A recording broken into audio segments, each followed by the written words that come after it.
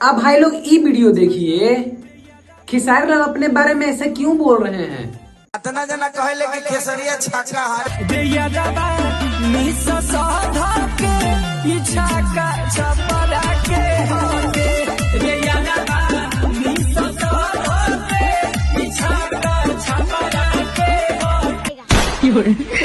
अब भाई लोग खेसारी भैया छाकाओं का नहीं है, वो अलग बात है कि वो इस रोल में बहुत परफेक्ट बैठते हैं।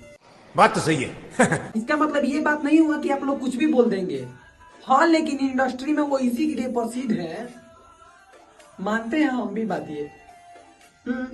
मत करिए आप लोग, प्लीज मुझे काम करने दीजिए। आप लोग परेशान मत करिए मुझे कि मैं अपने फैमिली से भी दूर हो जाऊं और कहीं चला जाऊं।